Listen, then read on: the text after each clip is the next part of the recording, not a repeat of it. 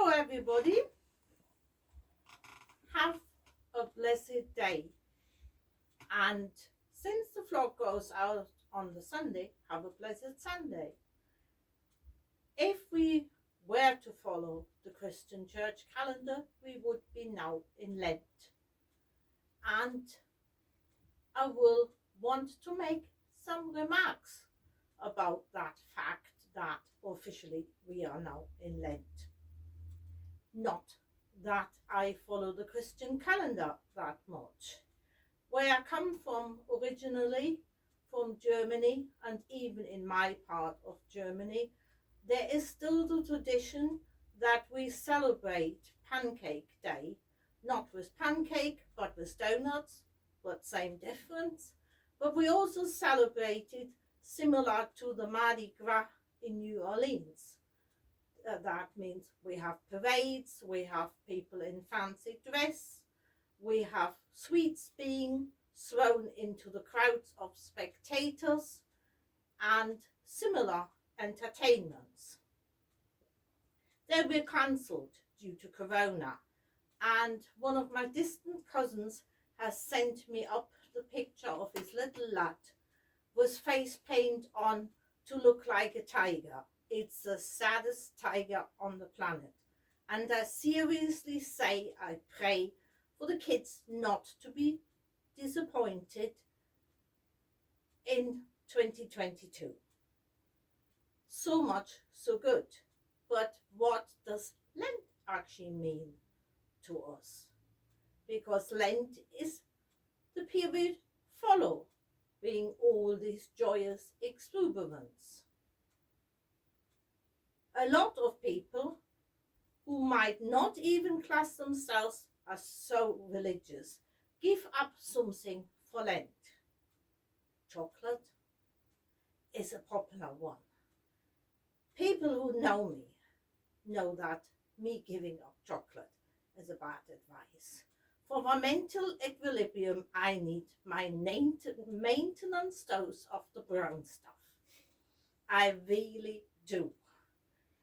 I used to joke, give up a prejudice, and it might be easier. I still think it is actually good to use the period of Lent for stock taking, for just reflecting who we are, how we got there, and where we want to go.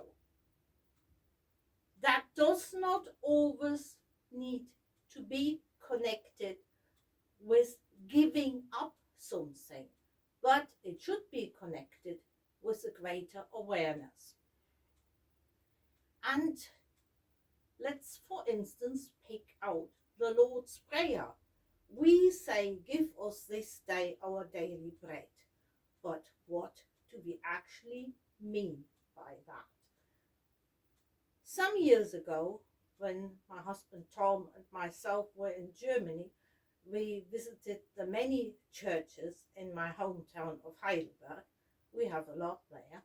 And in one of them, there was a Lord's Prayer walk, where there was every line of the Lord's Prayer equipped with some explanations, annotation, or commentary. And I would quite like to read to you now the explanation they have given to give us this day our daily bread. Give us this day our daily bread. There are so many unsolved questions of mankind. They are the hungry people whose bodies cramp. They are the powerful people who limit our freedom. They are Christians who don't do as they speak and don't believe what they say when they recite the creed. Give us courage to do what might not be popular. Feed the hungry, free the oppressed, demonstrate against war, be human to other humans. That is our daily bread. Now, asking yourself questions, trying to change habits, all goes under self-improvement, which probably is like a lot of these slogans a bit overused, but in itself is not a bad thing. And changing yourself, wanting to change yourself is not a bad thing.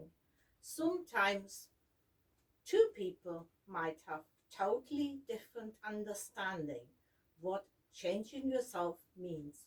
And that is a short story by Kathleen McTigue called Extreme Makeover. Extreme Makeover. Why is there such a difference between the way we look at a baby's body and the way we look at our own? When it comes to babies, we feel pure delight in everything we see. The little shell of an ear, the sweet cheeks and bump of a nose, each tiny fingernail, the smooth pudgy bottom, the delicious thighs with the folds of baby fat. Most of us turn even a fraction of that admiration and joy towards our own bodies. Instead, we look at them with dissatisfaction, even distaste. We find our bodies too fat or short, too gangly or round. Our breasts are too big or too small. We study our faces critically. We see our noses as flawed, hooked or crooked, too bulbous or too pointy. We've learned to see the body as something to be plucked, shaved, manicured, vesseled with, to make it slimmer, worked out, to make its muscles bulge or its bottom tight. We disguise, paint and dye it to make it look thinner, younger and more luminous. As we get older, even the truly gorgeous among us start to measure ourselves by what we are not. We fret that we are no longer young, and our sags and folds distress us. Once, while waiting my turn in a doctor's office, a magazine caught my eye with a cover article promising,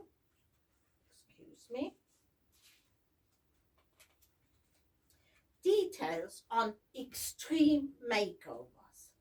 Maybe my mind had been drifting, or maybe my aversion to TV has left me sorely out of the mainstream. But I swear to you, when I picked it up, I thought the article would be about people who had radically changed their life situation by some heroic internal transformation. I imagined someone moving from a lengthy prison term for drunk driving into becoming a counselor for substance abusers. Of course, the article instead recounted a whole package of surgeries women had undergone. Their lips pooched out and puffy eyes made sleek, bellies tucked and shrunk, breasts made perky, thighs made slim, all with waving commentary from the women themselves about how fine and dandy their lives will be, how now that they don't look so old, fat or saggy. This kind of surgery, as a bizarre spectator sport, may be inevitable outcome of our culture's attitude towards beauty and aging, but I wonder about the women who put themselves there under the knife. Surely, before too long, their unhappiness will surface again in some other guise. there is no surgery, no matter how radical or expensive, that will keep us from getting old, from eventually becoming sick or disabled, or from dying when our time comes. There is no surgery that teaches us to listen to our bodies' hungers and needs, to treasure our cunning fingers or our humble feet as they touch the world, to take joy in how we move, to pulsing rhythms when we dance, or to appreciate how sturdily our thighs carry us up the mountain path. So the extreme makeover we really need is one that happens to our minds, not our bodies. A change that let us love and honor our flesh as it is, even as our bodies are worn down and used by the lives we led. A makeover so extreme that we might even bow to the body's failings as they come, and keep ourselves grateful without regret for what is still ours, all the way the world touches us, enters us through the gateways of the body. Words by Kathleen, McTigue. Now, since we are in this sort of self-improvement period of Lent, for want of a better word, or better words, I should accurately say, we've also tried to tackle our basement. I didn't stick it out for that long, but my husband came across a songbook, and quite frankly, normally I don't believe in songs being read out as poetry. One of the reasons why I have to read it out as poetry is that I can't sing. But this one I think might just about do. And it is actually called Inspired by Love and Anger. Inspired by love and anger, disturbed by need and pain, informed of God's own bias, we ask him once again, how long must some folk suffer? How long can few folk mind? How long their vain self-interest turn prayer and pity blind? From those forever victim of heartless human greed, their cruel plight composes a litany of need. Where are the fruits of justice? Where are the signs of peace? When is the day when prisoners and dreams find their release from those forever shackled to what their wealth can buy? The fear of lost advantage provokes the bitter cry. Don't query our position, don't criticize our wealth, don't mention those exploited by politics and stealth. To God, who through the prophets proclaimed a different age, we offer earth indifference, its agony and rage. When will the wronged be righted? When will the kingdom come? When will the world be generous to all instead of some? God asks, who will go for me? Who will extend my reach? And who, when few will listen, will prophesy and preach? And who, when few bid welcome, will offer all they know? And who, when few dare follow, walk the road I show?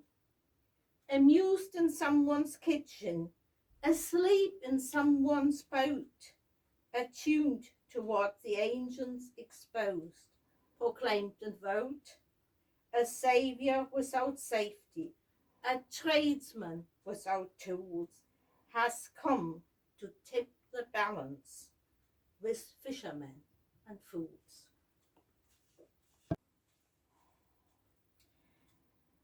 Now, it's not only how to deal right with food, it is about giving up prejudices. It's about giving up doing things automatically and probably more often doing the right thing. And this is from the Celtic tradition.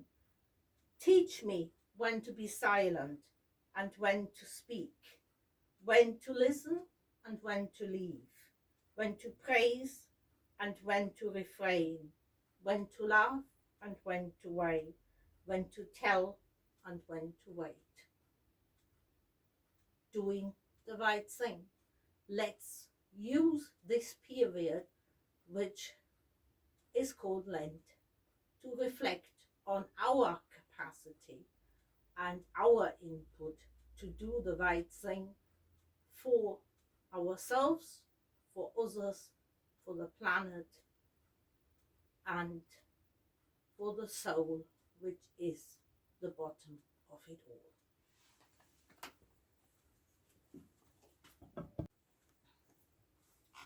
That is our daily bread. And having the daily bread, having enough to eat, we are the privileged ones. And I don't want to say that with a pointy finger, and I don't want you to have a bad conscience. But one thing we probably all could do for Lent, and I'm absolutely including myself into that one, is reduce our food waste. Because we overstock. Even I think we are reasonably tidy people, me and Tom, but even with us, something goes to the back of the fridge, only to be rescued when it's definitely non-consumable, or it goes into our larder, to be found again when it turned into stone. And stones are not very palatable. So let us think about that one. Let us think how we deal with food, and let us just enjoy food, even when it's just food because we are hungry. It does not always have to be the elaborate meal for the special occasion.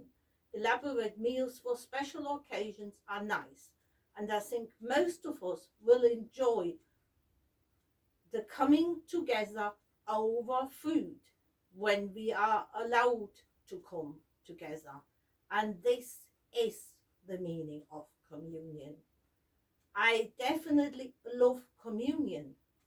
The symbolic reasons for communions I might not share, but the metaphor of communion, of eating together and being grateful together for food, I definitely believe in.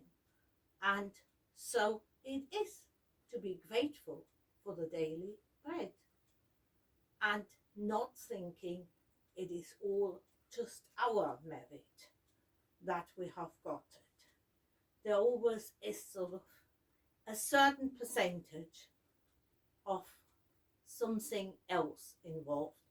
You might debate the amount of the percentage with me, and I am not always sure how much it is. But there, for the grace of God, go we.